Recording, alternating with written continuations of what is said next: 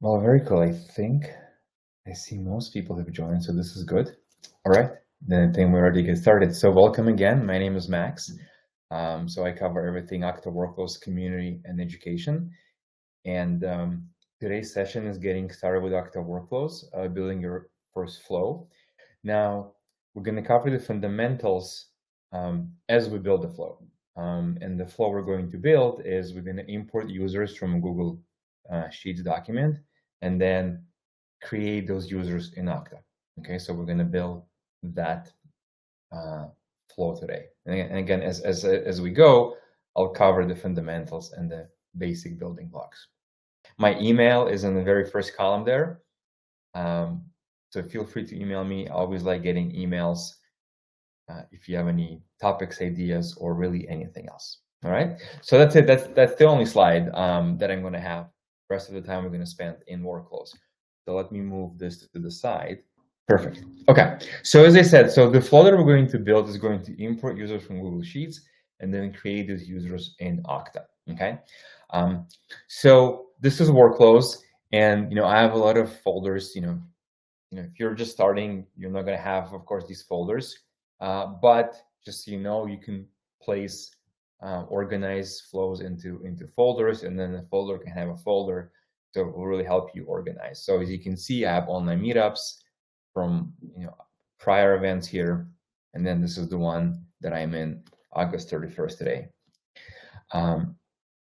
Okay, and then within the folder there is a button to create a new flow, so I'm going to click that. All right, and I just created a flow. Now, it doesn't do anything, but it will in a sec. Now, here at the top, upper left, there is, it says unnamed. So you want to give this flow a name. And then, so this, I'm going to give it a name. This will be get users. Okay. Now, you can also enter a description if you would like. So for example, get users from. And then I'm going to check this option, and I'm going to talk about it in a sec.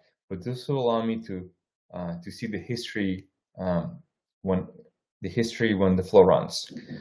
So I can run the flow multiple times, and I can go back and see the history, like what data was used for that particular flow. Okay, so I'm going to check that option. Okay. Now, so I created a flow, I gave it a name, and now I'm here. This is when this happens. So there are two main ways you can trigger a flow, right? So what does it mean by triggering? Like, hey, what do I need to do to run this flow? Okay, so there are two main, or probably the most common ways. Now, there are actually more than two, but I'm not going to cover them. But these are the two most common ones. So number one, if an event happens in your organization.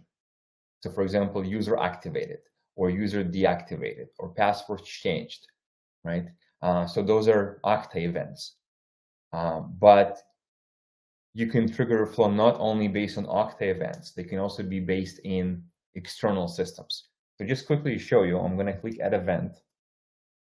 And then I've got these I got these applications. So for example, if I went to Okta, I get a list of events based on which I can trigger a flow. Okay. If I go to Gmail, Gmail supports less events here, but for example, you can trigger a flow when a new email is received. All right. So again, every connector, so these are connectors. Every connector will have different set of events that it supports. But again, you can trigger a flow when some event happens in the system. Now, number two is run it on schedule, right here. So you can configure the flow to run every 5 minutes, every day, every week, and so on. All right. So like a cron job, if you're familiar with cron. So we're going to use this at the end, but for now, I'm actually going to, because I'm building it, I can test it differently. So for now, I'm just going to take it, remove it. But again, two ways to trigger a flow. Again, I should say there are more. These are the two most common ones. Is that when an event happens, like, hey, this happened, run this flow, or on schedule. Okay. But then once the flow is triggered, then you create these sort of steps, like, hey, run these steps when this event happens. So the first step for us is to get data from Google Sheets. Okay. And then I'm going to click right here at app action. Now, an action is that I'm going to use one of the connectors to call a service for that connector, right? So I'm going to use Google Sheets. So that's what an action is. As you can see, there are many different connectors.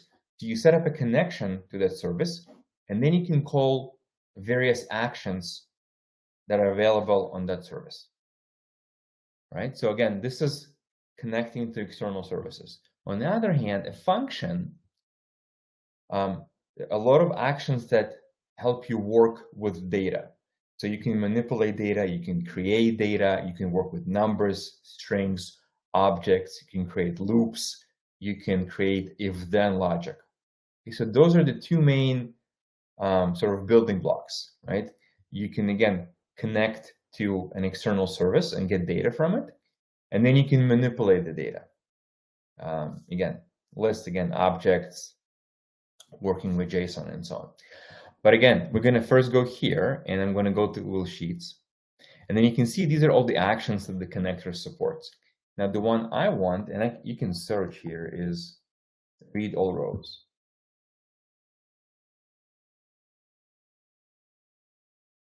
Okay. Now, some cards will ask you to first, to configure them before you can use them.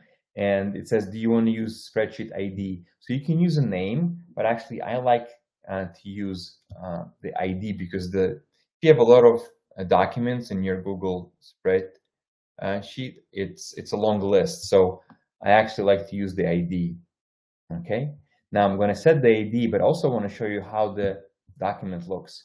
So this is my document, and this is where I'm going to be loading the names from, right? So I've got first name, last name, and email. So kind of straightforward.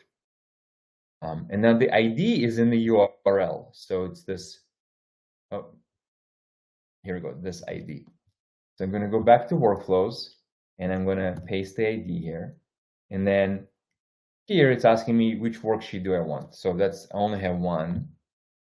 Now, when I do that, it's going to read the document and then show me what columns I have. Right, so I have first name, last name, and email, and I want all of them, and so I'm going to say okay.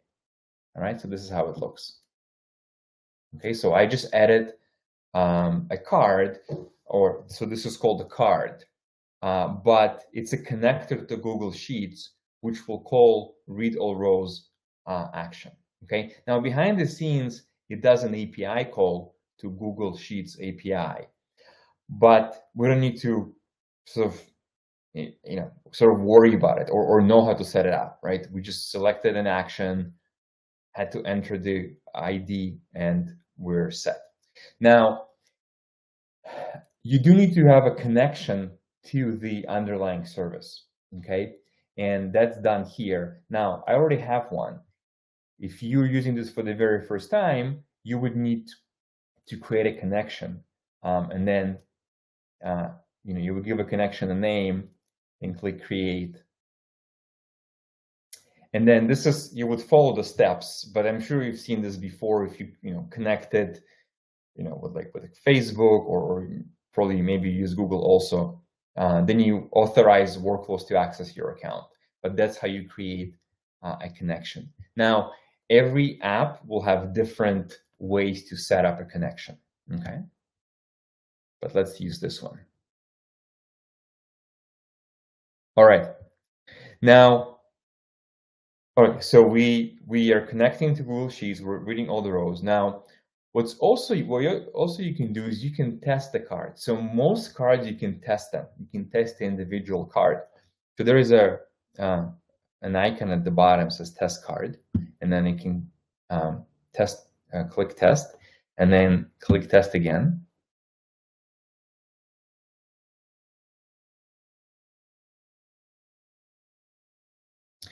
And then it loads the three rows, right? So I can see that this card works. Okay, so it's very, very convenient. I mean, I like this a lot, and I recommend you do that. Is you test the card individually as you build the flow.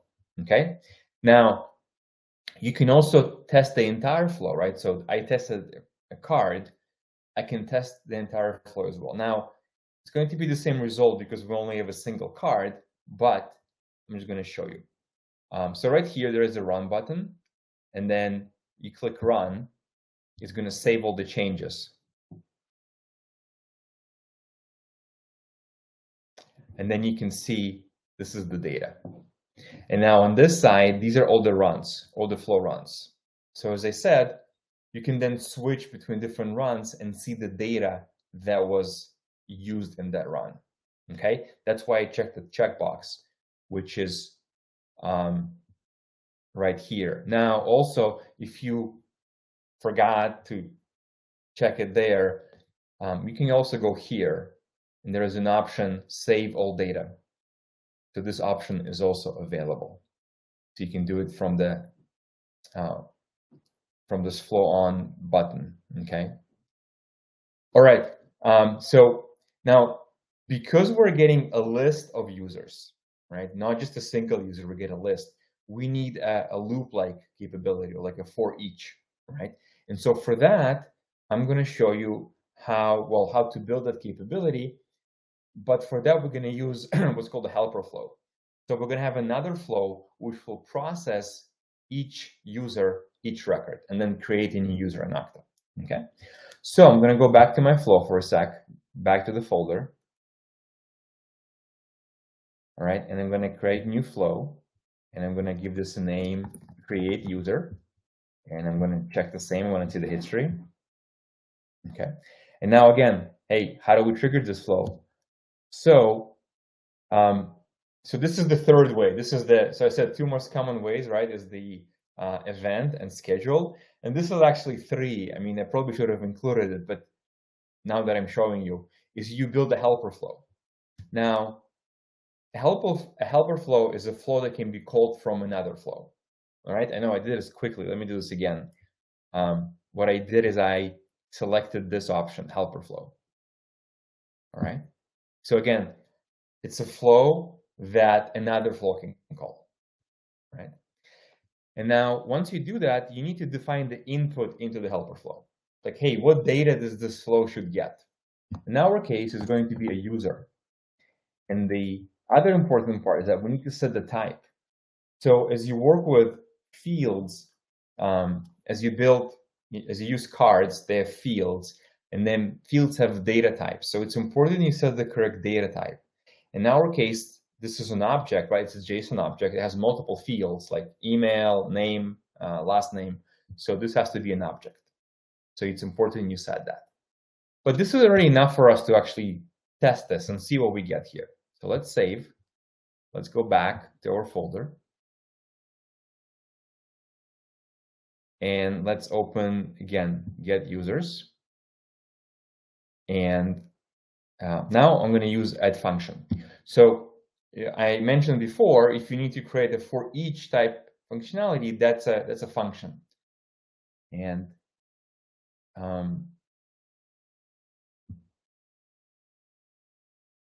actually, let me search. I have to, in which folder? Oh, this is in the list. I think it's in the list. Let's see here. List. So these are sort of categories. And actually, I forgot in which one, but for each right here, right? So I want to process each item in a list and then call a helper flow. So I'm going to use that. So I use the search all the time. Sometimes I just don't remember where, in which category it is. And then I get this for each card. Okay, and so now I need to connect data to it, right? So I'm going to take this, all the rows, and I'm going to connect it like this. So this is probably one of my favorite capabilities in workflows, is the ability to pass data to the next card, right? It doesn't need to be the next as in like next. It could be a card, 5 cards away. That's fine too. But let me do this again. I'm going to delete this, and I'm going to drag and drop like this. Right.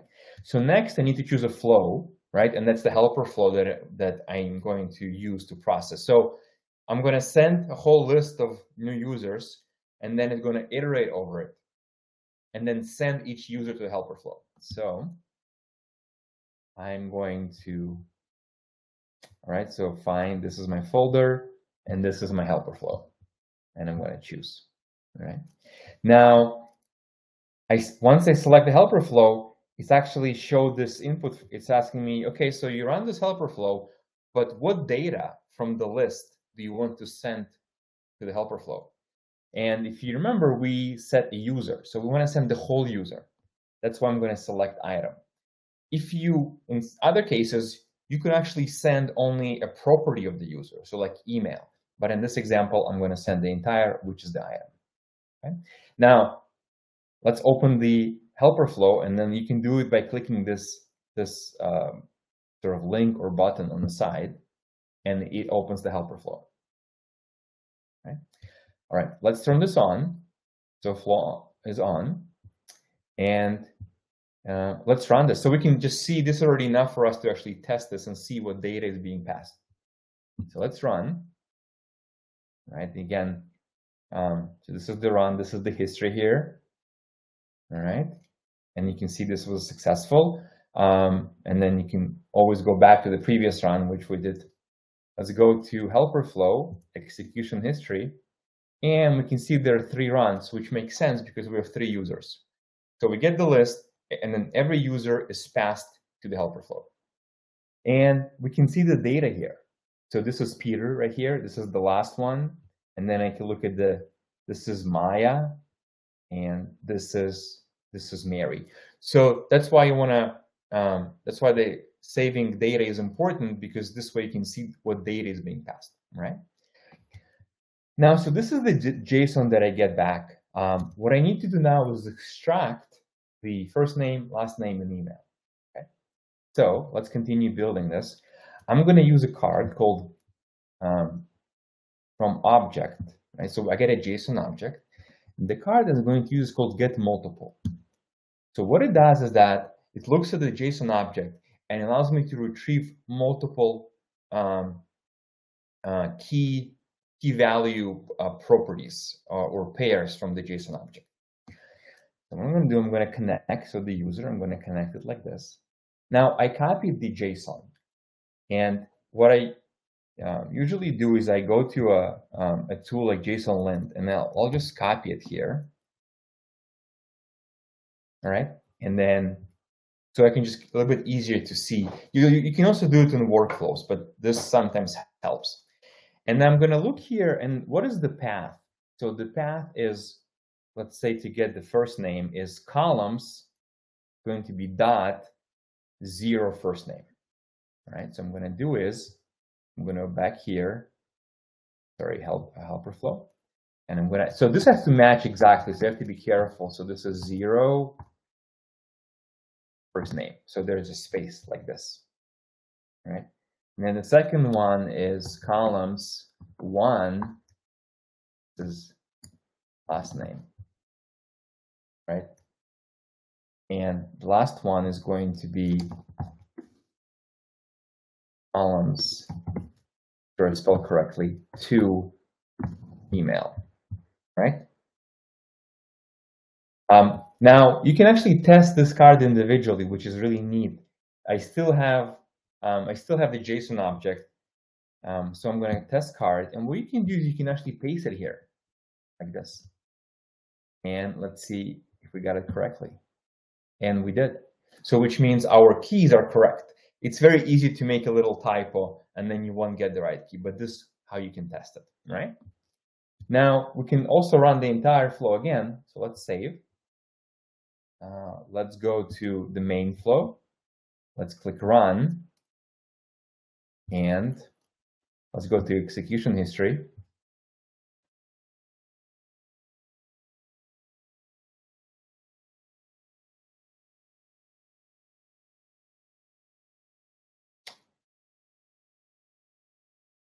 Let's see. Oh, there's only one run. Or hold on, something is not. Let's see here. Oh, sorry, it didn't load. So we have 3 more runs, right? And now you can see there's the second card, and then you can see that it's getting the information. It's retrieving the keys that I want from the JSON object.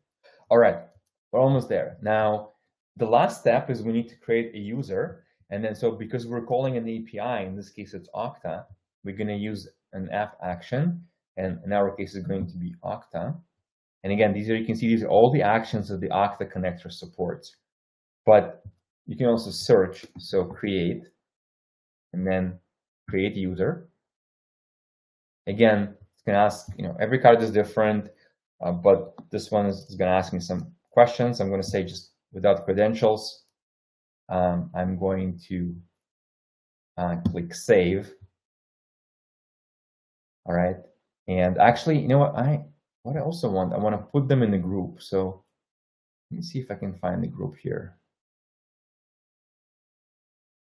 Oh, you know what? I need to go back. Let me do this in the group. Here we go.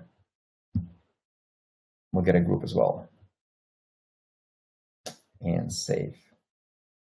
Oh, and sorry, I forgot. So, if you forget to show a field, right, you can always click this gear, right, and you can choose which field to display. So let me do this again. So group IDs here. So you can check which fields you want to show, right? So that's how, again, sometimes you want to hide fields if you don't use them. All right.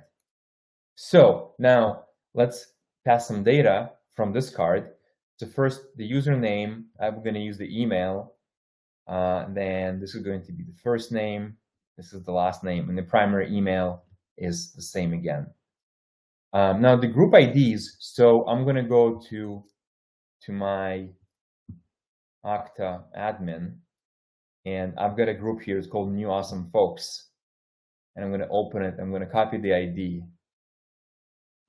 And I'm going to enter the ID. So I want to create these users and place them in this group. So these are all the new people that joined, and then you can do other things with the people in that group. Okay. All right. So let's save and let's run. So now we're done. Let's go to the main flow, right? This is the main. We can click run.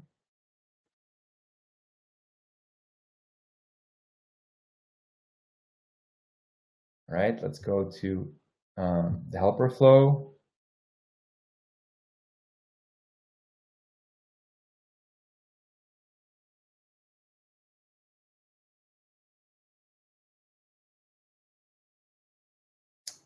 So I see one, for some reason, one is still running. Sometimes it doesn't clear. So let's go back here and come back. Okay, so they're all done. So the last three, so this is where I create the user. Now we can go and check if a user was created. Well, first of all, in this group, if I refresh this, and we can see that the users are in the group, which also means the users were created. All right, if I go to people, I should see them, Peter, Maya, and Mary, right here. These are the 3 people who were created. All right. And so that's kind of all I wanted to show you, right? So I'll review this quickly. Well, let me do one more thing, is that, right, we need to schedule this, right? I think the shortest period we can do is 5 minutes. And so right here, right? Oh, and it shows me when it's going to run it in 1 minute. So what I can do is I have another flow that I built. So I have to delete the users, otherwise I'm going to get an error. But let me go back and actually delete the users. It took me back all the way back. Let's see, online meetup. And this is the one.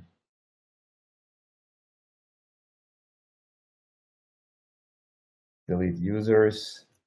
Let's see here if I'll make it in time.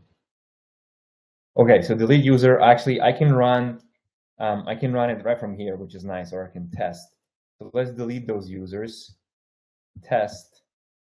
I know I might run just a few minutes over time, but see here.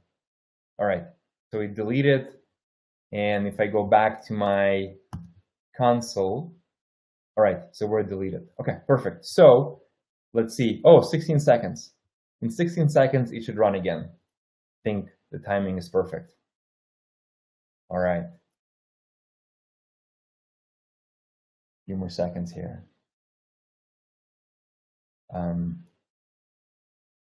All right, and then you can see it said it's going to run again in 5 minutes. So let's see here. Did it pick it up?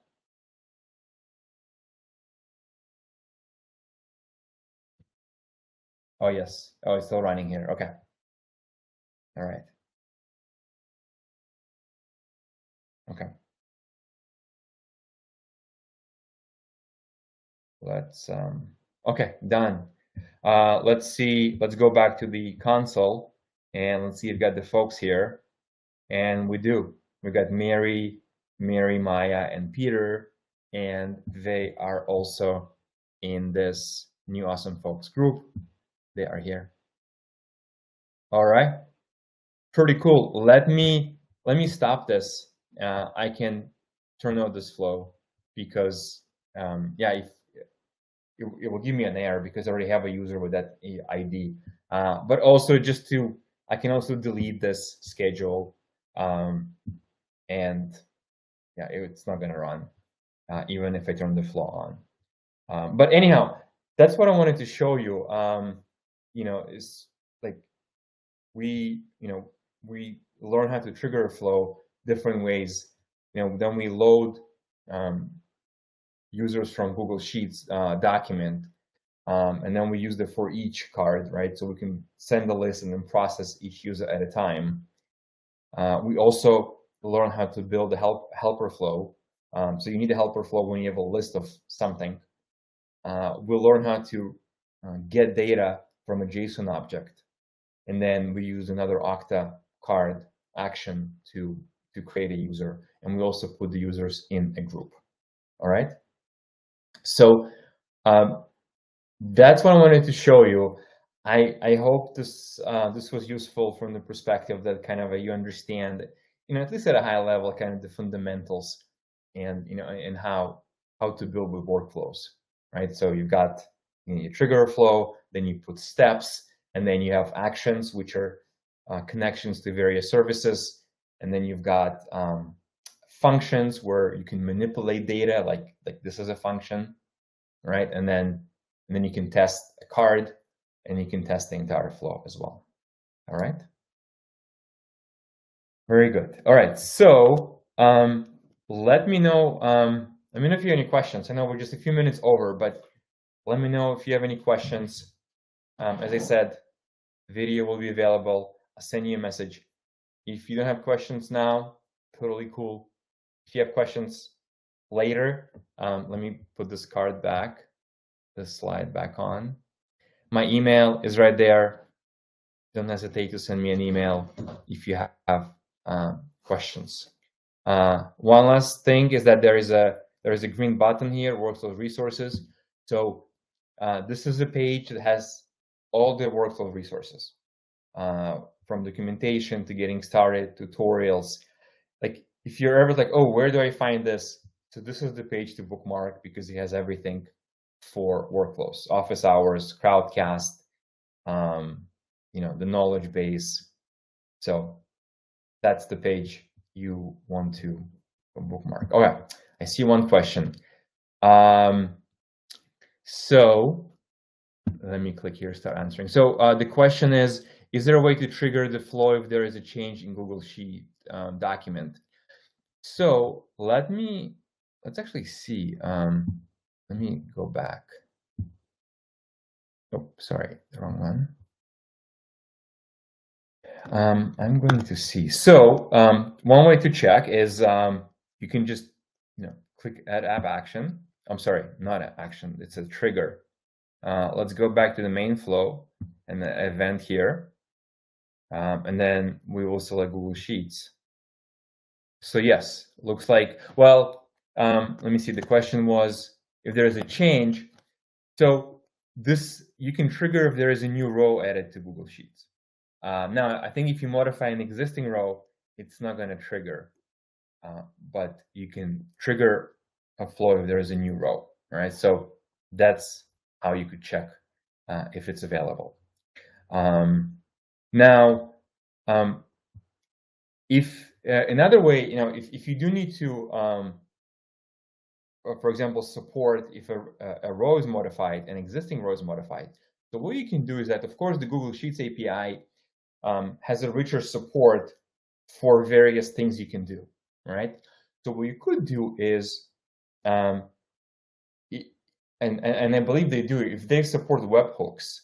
So what you can do is you can say, hey, if Google Sheets, if a row was modified, you can then trigger, you can call a webhook, which will in turn call a workflow. So that's actually a fourth way you can trigger a workflow, is via an API. So again, whether it's Google Sheets or any other system, if they support webhooks, you can say, hey, when this happens, call this API, right? And I'll just show you quickly, add event, and then so API endpoint, you would add this option, and then it gives you a URL, okay? So that's how you can do it. So if an event based on which you want to trigger is not available out of the box, you can use a webhook to accomplish that. All right. All right. Well, I don't see any more questions, but again, please feel free to email me. And let me put this back. All right. Well, thank you for joining today. I hope this was helpful. And I will see you next time. Bye-bye.